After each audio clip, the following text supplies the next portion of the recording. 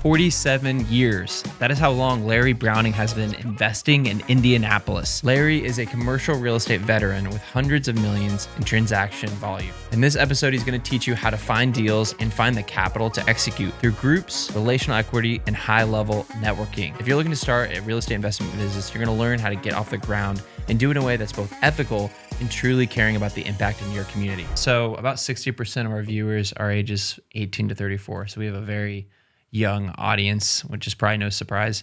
You've been in commercial real estate for over 40 years. If you were starting over right now, you had $50,000 of your own capital. What would you do with that? I think I would probably give it to Roots and say, there we go. What can you do with it? It depends on their expertise and what kind of knowledge they have at the time. If they have the ability and whatnot in real estate, then they maybe should go acquire their first single family home and then do a rehab, fix up, flip, lease it out. If they don't have expertise, they need to put it with experts like yourself and let you guys grow that money for them. So it depends on their experience. I love the kind of mentality of betting on the horse. You know, you don't have to go get the education to do real estate. Exactly. There are people to bet on that can carry the torch for you. Our team was doing a little bit of a deep dive into your background and just pulling in a bunch of material for us. And one of the things that stood out when I was reading through what they had is you graduated from DePaul with a political science degree, but ended up in real estate for 47 years. Take me back to that first deal. How did the transition from the pathway at DePaul into real estate go? I actually went to DePaul thinking I was going to be an attorney. And DePaul does winter terms where you can learn and experience various options for a month. And I found out pretty quick I didn't want to be an attorney or be in the political arena. I wanted to go in the business arena. And yet I didn't have quite enough time to switch my major, but I got a minor in econ. But one of my fraternity brothers' dad was in real estate for many years, did a lot of land deals. And he's at DePaul on one of the weekends and say, "What are you going to do, Larry?" And I said, "I don't know." He says, "Have you ever considered real estate?" I said, "No, but real estate fascinates me, and I'd love to explore that." So he introduced me to all the commercial F.C. Tucker folks. The minute I graduated from DePaul, I got my broker's license, started in real estate and primarily buying houses and renting houses and so forth initially. So fraternity brother's dad helped me make that change. My first job actually out of DePaul, I went to work for National Homes, which was the #1 modular housing company in the nation at the time out of Lafayette. And so they moved me down to Atlanta, Georgia, and I worked with builders in Atlanta. But then my job, they kind of ended my job nationwide, and so I came back home and opened my own real estate office. So, what did the time learning the construction of the house? How did that kind of shape the future? It was more me just trial and error actually, but I was smart enough to know what I didn't know, and I would grab buddies and friends that knew the construction side of it, and I'd bring them alongside. So I've been a big believer for many years of understanding what you're good at and what you're not good at and bringing experts in when you're not good at that. So yeah, that's an adaptable skill that you actually have to work at to admit, yes. Hey, I don't really know what I'm doing here, and to ask the right questions. For me, I don't know about you guys, but that is like anything handy. It's like the minute I'm stepping to the property with a hammer and some nails, I'm losing thousands of dollars just even trying. Yeah, I need to call the tradesman. I wasn't very good early on. Now I've learned a little more later in life, but I wasn't very good either. So yeah, and Ethan kind of affirmed me in that. He told me too. He's like, I did my first one, renovated it, put the flooring in. He's like, never again. He's like, that's the most unprofitable thing. He's like, you could find people that are just better than you and enjoy that. Exactly. And I think that's just the abundant way to look at business in general. With those single family homes, what did those teach you when you were investing in those single family homes early on? I was fortunate. I went in 1978 into a group called the Indiana Real Estate Exchangers, and there were a bunch of guys in there that were very good at homes and so forth, but they also had a lot of education. And the there were 3 or 4 of us that went down to Florida and took a class by Jack Miller and John Schaub. And they were experts. They owned 200 to 300 homes. And they had a very particular system on how they managed homes, ran them, and so forth. And so I took those classes and a follow-up class actually out in Las Vegas. And so I started using the Miller Schaub management system and their whole way that they lease and so forth. And so I knew they were better than I was at it, and they had a really good system. So we operated in that way on that level. And so we basically followed Miller Schaub's system initially. Interesting. And that was just basic single family rental, like Yes. like no, not really value add. Just was it build to rent, or you just bought it existing? We would buy, and usually we had minor rehab or so forth that we had to do with it. But for the most part, just buy at a good value and rent it out. At this time, this was when in 1980s, or when was this? 1970s to early 1970s. 80s. Was this a really profitable ordeal, buying single family homes, just renting them on market for market, right? You could buy at pretty good values back then, as you can imagine. And so the values were good. Now rents, weren't at levels they are now, but the deals would work. Were you using any institutional money, or was it all cash? I can't imagine interest rates were great. We always tried to do the creative if possible. So we'd try to see if there'd be a seller carryback, or sometimes even in our Indiana real estate group, we had guys that made hard money loans. So sometimes we'd do a hard money loan, sometimes we would do a seller carryback, and sometimes we got institutional financing. It just depended on each deal. Yeah. How did you go from 1Z, 2Z, 3, we got 10, 15 single family homes to deciding I'm going to start to buy bigger, more expensive assets that require more capital? I found that when we were owning homes, I found that I didn't have the patience of, that wallpaper's a different color, and I found that I was wanting to go commercial as soon as I could, but I knew it would take me a while. So in the Indiana real estate exchangers, I don't know if you guys are old enough to remember, but used to have these little convenience stores all around Indianapolis called the Linder Dairies. And Mr. Linder came into our real estate exchangers meeting and presented a small 6,000 square foot strip center in Shelbyville, Indiana, where I lived. And he would do a carryback for most of the money. Had to 10% down. And so I bought my first little strip center in Shelbyville, Indiana, with a carryback. And I brought one of my fraternity brothers in with me, and we did it for 2 or 3 years and then flipped the property. And I made more on that little strip center than I did in my 7 homes I owned at the time. And I decided I'm going to move into the commercial full time. So I went to work for Baird Realty on the southeast side of Indianapolis. I was trying to get into the Indianapolis marketplace. And I primarily I also worked early on with farmers. My dad was in the farming industry, and I worked with farmers and tried to work with them on farmland deals.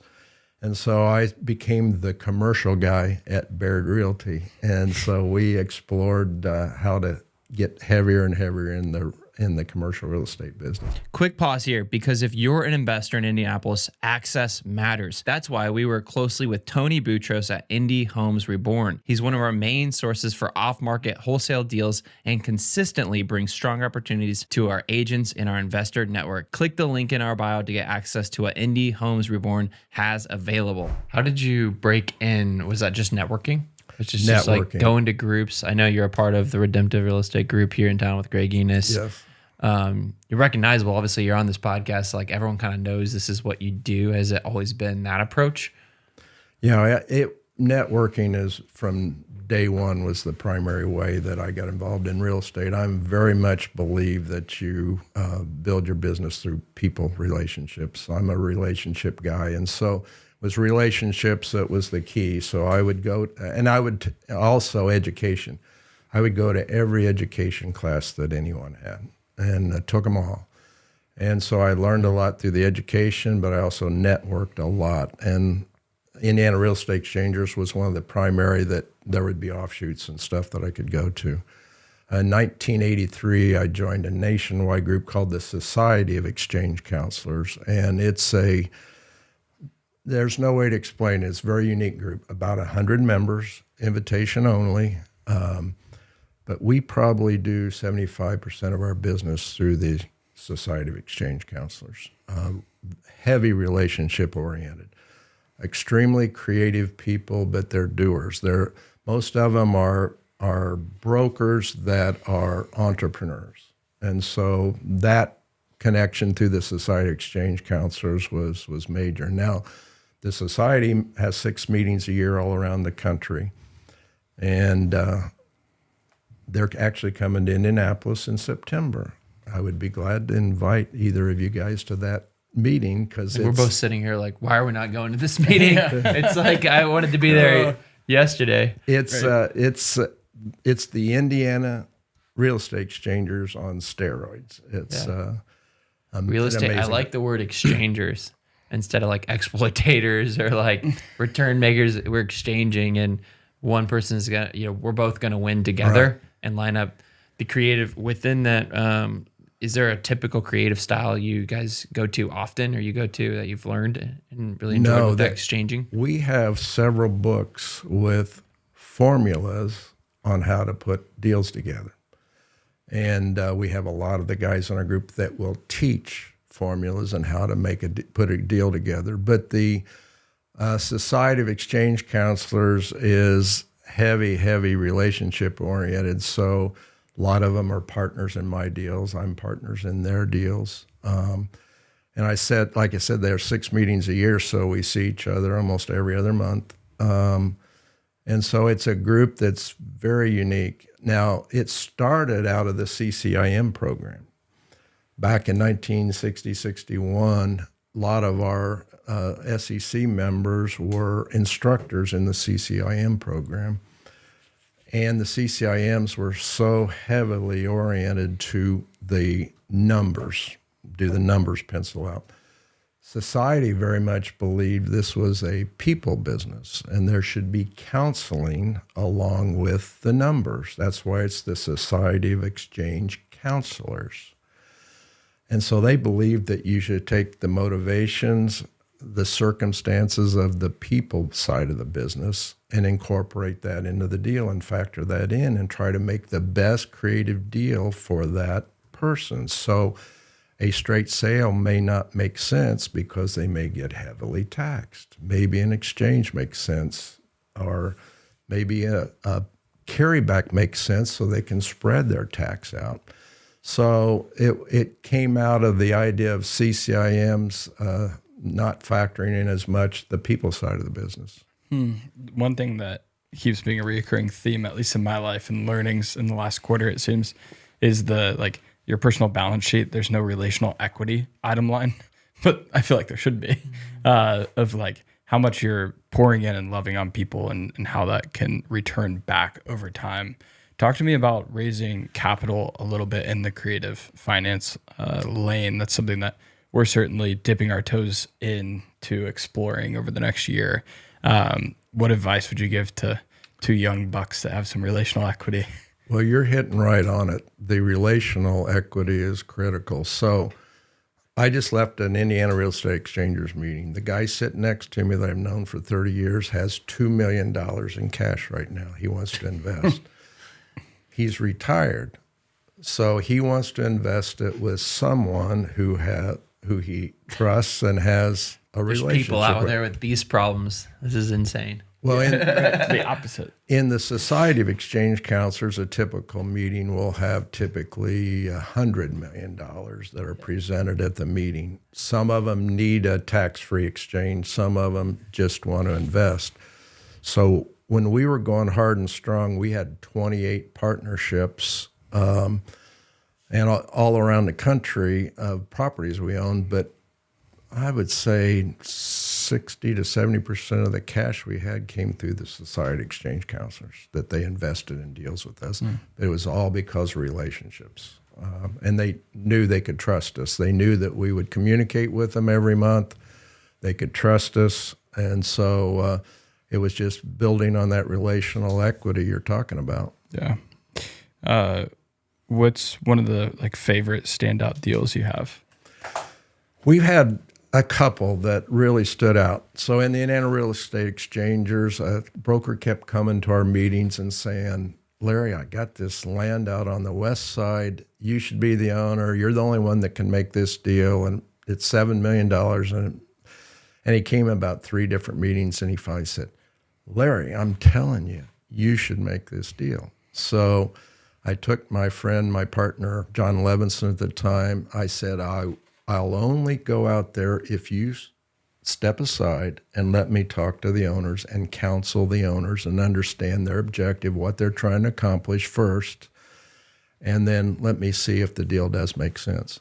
So it was the Hobbs Nursery site, 283 acres on Washington Street on the west side, just by the airport on County Line Road. So it was a Plainfield address, Avon schools. It was all mixed up. But what was interesting, they're asking $7 million, but they still had an operating nursery on the land.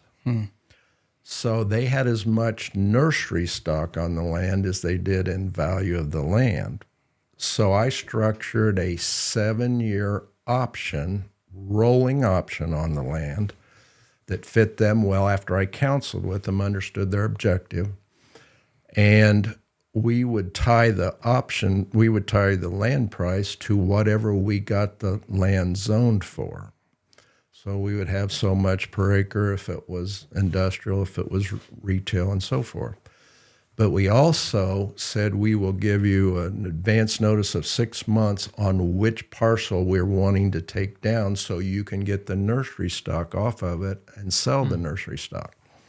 So that fit everything they were trying to accomplish. We counseled and tried to accomplish. And so what was interesting, though, we ended up out of the 283 acres, and we had one other little clause that was interesting. If we're having trouble getting it zoned or have any kind of issues with government, we can skip a year, but we give you a $50,000 down price deposit. So we had a 15-year rolling option, technically, if we skipped every other year. So it fit really well, but we ended up having a good relationship with C.P. Morgan at the time, David Morgan's dad, and they were the largest home builder in Indiana at the time. And we made a deal with them, and we sold 200 of the acres to C.P. Morgan for housing developments.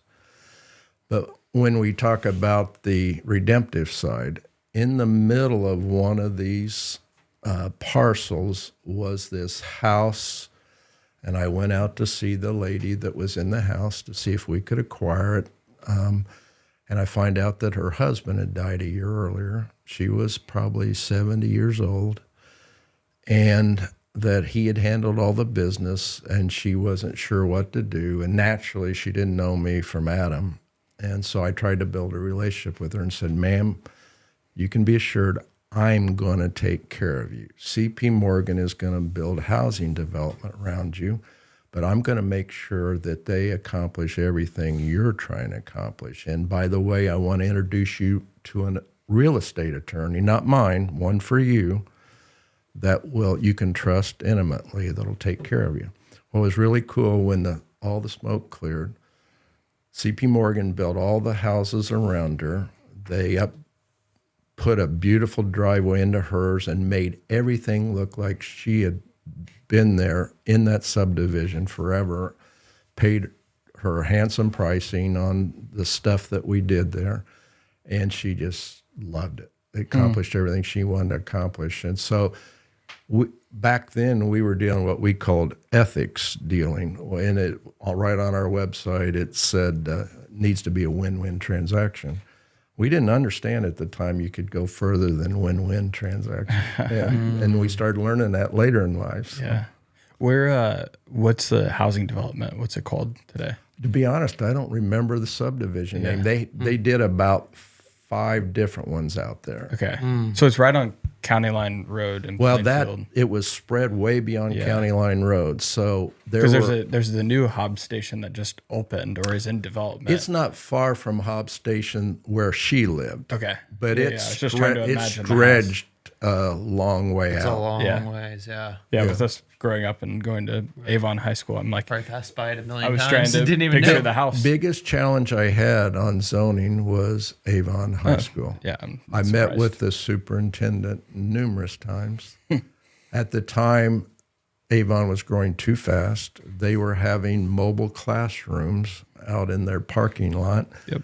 And they wanted no more students, and they did not want us to Build more homes. they didn't want more homes, and they didn't Wow. want any This kind is of that back office multifamily. handshaking. So You don't hear. they fought everything we did. I'm pretty sure, if I'm not mistaken, it's a settlement is what this turned into. Might be. Yeah. This is the settlement. Oh yeah, that was a big development. It's That's crazy. 200 So plus with acres. your involvement, you just did the entitlement. You We would take down the land, then we would sell rezone to it. CP Morgan. in what? And we did If you don't all mind the me asking, utilities. what's the spread for that kind of work that you did there? A quick aside, most people overpay for insurance, or worse, they're undercovered and they don't realize it. We partner with Jackson Blevins at Core Insurance Solutions. He's a full service broker here locally in Indianapolis who handles everything from home, auto, boat. He can do it all. And he understands the retail side and investor side of the game. If you want someone who can shop the market for you and tailor correct coverage for your property, connect with Jackson in the description below. We were typically acquiring that land. It would have been about 30,000 an acre spread. Yeah. Nice. Wow. Yeah. It's not bad to hit in the office. Something like that. Yeah. And we sold bad, 200 acres to CP Morgan. Then we had the 83 acres that was commercial development. If I'm right on the dates and time in my head, my wife grew up in what that neighborhood Oh, became. cool. That's very neat.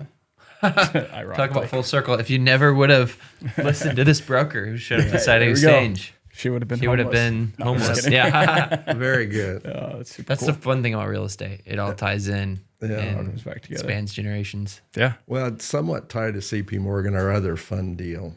CP Morgan, right after we're doing that deal, came to us and said, would you guys buy our home office? And their home office was on Carmel Drive in Carmel. They said, we've outgrown it. We're building a new home office on Gray Road, and we will lease back our space in the interim while you're buying it until we get ours built. And so we bought a 52,000 square foot mixed use development off them on Carmel Drive, right next to the Carmel Racket Club. And on the other side was that fancy wine place that sat right between them. And so they had 2 retail buildings on the front and 4 office buildings to the rear. So we bought that off of CP Morgan, and we paid $3.4 million for it. It was a nice, attractive deal for us, made sense. If I remember right, it was around a 9% cap rate, and made a lot of sense. And we operated it for 3 or 4 years, and then we had a group come along that wanted to acquire it out of Portland, Oregon. And so we bought it 3.4, and this group was doing undivided interest, so they would bring people that did exchanges of stuff into the deal. Well, they bought it from us for $7,070,000, which naturally was a good return for us, but they were not very smart. They fired our leasing agents. They fired our management company, brought all their own in. And this was in the downturn in 2008.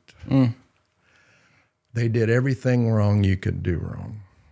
And so about 2 or 3 years later, I'm looking at my emails, and this property comes on the market from a broker out of Michigan. And so I call him up immediately, said, tell me about this property, what you're doing. Said, well, they've lost the property. The CMBS lender out of New York has it. I said, okay, well, what are they trying to accomplish? Says they want a fast deal where we don't do a lot of due diligence where the deal goes away 2 or 3 times. I said, why you own it? I said, we know every square inch of that. And they had dropped the occupancy from 100% down to about 70% at the time. I said, I'll do a very fast deal with you. I'll do very minimal due diligence and close quickly. He says, I think they'll do that. And then he came back to me about 3 or 4 days later and says, and I made a verbal offer. And he came back 2 or 3 days later and said, well, we got a guy that's offered $1 million more than you did. But I don't think the guy can close, but they want to take 30 days to find out if he can close or not. And so they took the 30 days. He called me up, said, nope, they couldn't close, couldn't make the deal. He says, they'll take your deal. Well, I buy it back at $2.6 million. That's wild. Wow. So the bank took the hit? The bank took the hit, and I did what we did before. It only took me maybe 60 days, 90 days to fill it back up, because we were very hands-on with tenants. We would go into each tenant and tell them that we kind of operate different than most. We're not here to just maximize your rent and we're distant and whatnot. We're trying to help your business flourish here so that you take more space and you want to do more, or we want you to outgrow this and we're going to go build a building for you. Wow. And so we filled it up very, very quickly, got it filled up. And I brought an investor out of the Society of Exchange Counselors with us on it. And 3 years later, I think it was, we sold it to a guy doing a 1031 exchange, the guy that used to run Cook Medical out of Bloomington, and we sold it for $7.7 million this time. So I'm hoping he loses it and I can buy it back again. Oh, I don't think he'll lose it, though. Yeah. It's just a rinse cycle. You can come back around. So those are 2 of my favorite deals. Oh, those are awesome. You talked a little bit in the first deal, the land exchange, about a win-win, and at the time you didn't realize there could be more than that. What's more than that? Well, I've determined that there had to be some sacrificial nature to beyond win-win.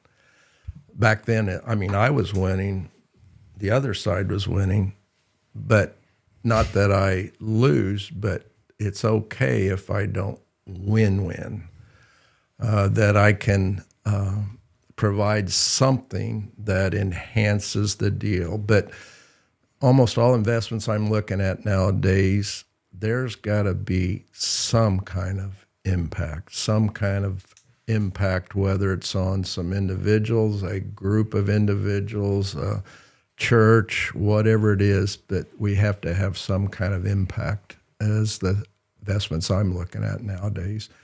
And so I determined there was some, and the Greg Enos's, the Scott Lingles, the Tony Millers of the world were helping me learn that and figure that out and how to do it better and well. So my faith-driven investor group have had a tremendous impact on me, and I really enjoy working with them and investing with them and looking at deals together and doing life together. So I've been learning a lot from Praxis, from Greg Enos, from Scott Lingle. It's been very, very beneficial for me. I love that we've gotten pulled in early to that, and I want to know what the impact ends up like. I wish I could see 50 years down the road to know what the impact of like 2-3 generations of faith-based investing in Indy, what happens out of that, because those groups just keep getting bigger and bigger and bigger every time that I go to them. Well, I always, when my buddies ask, give me an example of a deal, I always take them out to P30 at 30th and Post Road.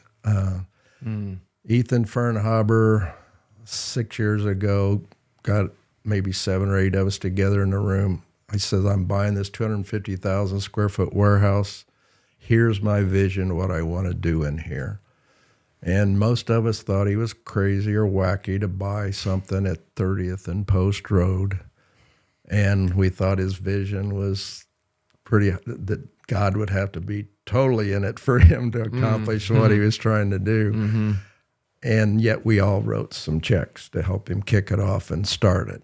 And I just left there this morning. It's one of the nicest buildings you'll see in Indianapolis. We've formed 20 plus businesses for Black businessmen and women out there. I'm mentoring 2 of the Black businessmen and one of the Black pastors that went through their real estate base camp. So P30 up front's flourishing. The parking lot was 100% full because they're employing about 140, 150 people in the rear in volume mod on the modular housing. And I took a group of developers through there this morning to see volume mod and did a presentation for them. And probably when just after Ethan started that, Greg Enos and I said, how can we enhance this deal? So I had my pastor come out, and we brought 34 Black pastors together out there to talk about how can we change the east side of Indianapolis. And I tell you, the meeting was magical. I thought tongues of fire were going to come down from the ceiling. It was magical how everybody connected the thoughts, the ideas that they wanted to implement. So we did a follow-up. We asked the police commissioner and the area commander to come out and meet with us because crime was a true issue out on the east side at the time. And it kind of blew us away. We brought this same group together, the Black pastors, our pastors, all together. And the area commander and the police commissioner had the exact same comments. They said, gentlemen, we have reduced crime about 17% in this area and market. Said we can't do any more. We've done all the things we know to do. And this is what blew us away, that both said the exact same thing. We can't accomplish any more unless you get involved because this is a spiritual issue here on the east side. So we need you to get involved with us to solve this problem. And we about all fell off our chairs that they acknowledged that it was a spiritual issue. So I'm always the guy that puts my hand up. It's great that we're talking about this, but tell me what we really can do. What are steps we can take? And it was pretty cool. One of the pastors said, do you still do roll calls every morning with your policemen? I said, yes, we do every morning. Says, would you consider holding one at P30 and at our churches? Said, we'll start next month. And you ought to see the pictures I have. They're out at P30, and we've got all of us guys with our hands on these policemen praying over them out at P30. Then they're doing the same thing at the churches, and they're having roll calls out there. Another pastor says, are you still doing ride-alongs? And they said, yes, we do ride-alongs. Said, can us pastors do ride-alongs with your policemen? We welcome it. We can start that next month. So the pastors started doing ride-alongs. Third, the police commissioner said the number one issue we have out here are domestic issues right within families. And said, so why don't we set up like an Amber Alert system where we set up a text system where we text you pastors and we want you to land at the house before the policeman gets there. And you disarm the situation and you handle from a spiritual standpoint before we get there. They put that into place. And I haven't seen the latest numbers, but literally based out of P30, they are changing the east side of Indianapolis. Wow. It's blown me away. And I have a lot of my guys from the site exchange counselors nationwide come in and they're saying, how can we replicate this in our community? And you know what people are asking is, what's the P&L? Exactly. It's like, you laugh, literally, like, oh, what does it matter? Like, obviously, pay your bills, make it sustainable, but we're investing in eternal impact. Amen. And so every deal you're doing with, you said you don't do a deal now unless it has impact. That's because it doesn't end when you die. Oh, No, absolutely not. It never ends that type of impact. I invested in a company out in Oklahoma City, and I consider, because of the work they do, I considered that any dividends I got were eternal dividends. So I felt like I was getting not only any returns I got, but I was getting eternal dividends. How do you take risks this big? Sitting here 30, it's like, man, I have, bills to pay, a wife and kids at home. How do you get to the spot of where you and Ethan are at, where you're taking big swings? Is that something that just happens over time once you meet some level of financial security? Or, how do you take risks like this? It's literally, I see you guys doing it now, but it's literally a phased-in situation. It's a process. So I started with $5,000. Yeah. Then I did a $25,000 deal. Then I did a $50,000 deal. But I almost always brought a partner along of some kind that also had $5,000 or had $10,000 or $25,000. But I only brought partners along that were aligned. We had the same goals, same mindset. And so, and same things we wanted to accomplish. So 90% of my partners nowadays are Christian partners that are redemptive in thinking and thought, or someone that I'm bringing along in the redemptive thought. Most of my life has been based around discipleship. So I've done a lot of individual discipleship with men. And so if I have somebody I'm bringing along, then that's the type of thing where I'll put them in a deal with me. Something like that. Yeah, give us the call. Yeah. Yes. Yeah. That's incredible. I think you and I and your dad are going to do some little apartment deal of some kind for sure. I think we absolutely, the minute I get a lead on one, I know who I'm going to give a call. Exactly. Just because we align in that mission impact. Yes. There's dozens of people that have said, "Oh, I'll do a deal with you." Have coffees with Exactly. people. But unless we're missionally aligned, it's like, yeah, this could be a cool 5-year play, a 10-year play, but how do you do an eternal play that blesses people? No, and it's beyond. Quick break for a second. If you're doing any kind of renovation work in Indy, you already know finding the right vendor partners is half the battle. It might be the entire battle. Best Flooring is one of those partners for us. Phil Nelson and his crew offer the best selection out there, from a single bathroom refresh to a full gut job. Check them out at Best Flooring on Lake Plaza Drive. Use Apple Maps to get there or Google Maps, whichever one of your choice. Phil's got floors and you need them. Call him up. I do want to place one caution. I think the only money I've lost was with a Christian. He proclaimed to be a Christian, but he didn't operate as a Christian. So when you do align, make sure there's substance there and it's real. This is important, not just lip service, because a lot of people out there will. Everyone likes when you talk about God and impact, and nobody wants to be against that. So when you actually look at, where's the money going, and like what are the actions that are happening behind closed doors? Yeah, see their fruit, see what they've really done. You'll know a tree by its fruit. That's good.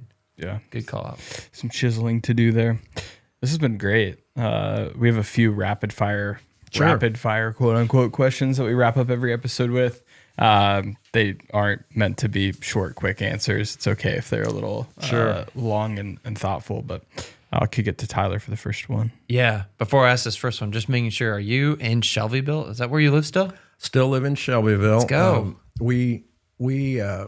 I took care of my parents who were elderly, and then we've been taking care of my wife's parents. And plus, my wife's father passed away last Thursday. He was 97.